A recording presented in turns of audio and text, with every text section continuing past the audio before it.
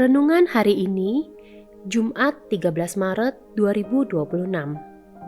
Bacaan Alkitab menurut Kitab Efesus, pasal 5 ayat 1 hingga 9. Sebab itu, sebagai anak-anak yang terkasih, teladanilah Allah, dan hiduplah di dalam kasih, sebagaimana Kristus juga telah mengasihi kamu, dan telah menyerahkan dirinya untuk kita, sebagai persembahan dan kurban yang harum bagi Allah.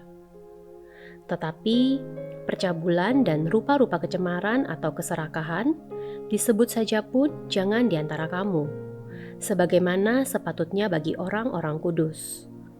Demikian juga perkataan yang kotor, yang kosong, atau yang sembrono, karena hal-hal ini tidak pantas, tetapi sebaliknya, ucapkanlah syukur.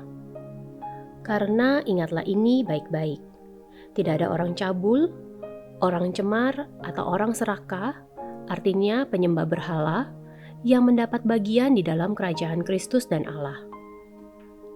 Janganlah kamu disesatkan orang dengan kata-kata yang hampa, karena hal-hal yang demikian mendatangkan murka Allah atas orang-orang yang tidak taat. Sebab itu, janganlah berkawan dengan mereka. Memang dahulu kamu adalah kegelapan, tetapi sekarang kamu adalah terang di dalam Tuhan. Sebab itu, hiduplah sebagai anak-anak terang. Karena terang hanya berbuahkan kebaikan dan keadilan dan kebenaran. Di tengah masyarakat yang menekankan kemandirian dan kesempurnaan fisik, penyandang disabilitas sering dipandang sebelah mata. Ada yang dianggap kurang mampu, merepotkan, objek belas kasihan, dan bukan sebagai subjek yang berdaya. Cara pandang ini kerap hadir termasuk juga dalam komunitas beriman. Oleh karena itu, masa Prapaskah mengajak kita untuk berhenti sejenak dan bertanya, apakah cara kita memandang sesama benar-benar telah diterangi oleh kasih Kristus? Ataukah kita masih terjebak dalam kegelapan standar manusia? Dalam Efesus 5 ayat 1 hingga 9, Rasul Paulus mengingatkan jemaat Efesus dan juga kita untuk hidup sebagai anak-anak terang.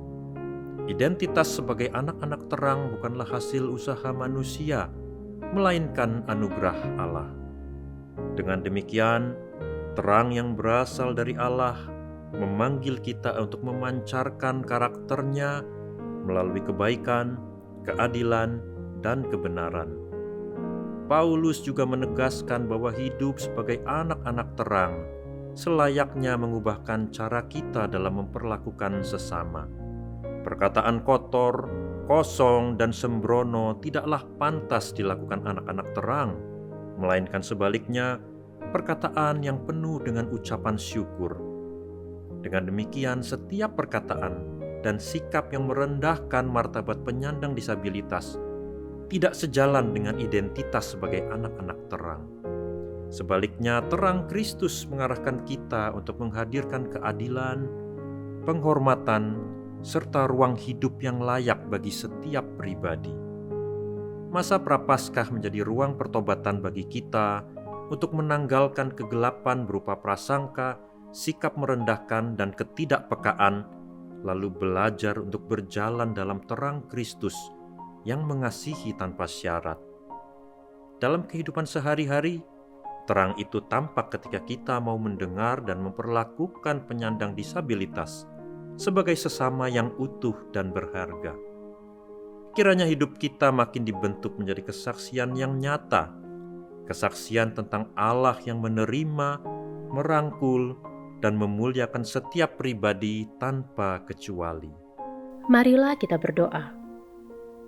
Ya Tuhan, tuntunlah kami untuk hidup sebagai anak-anak terang yang memancarkan kasih, keadilan, dan penghormatan bagi setiap pribadi tanpa kecuali.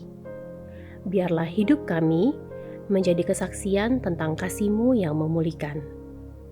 Amin.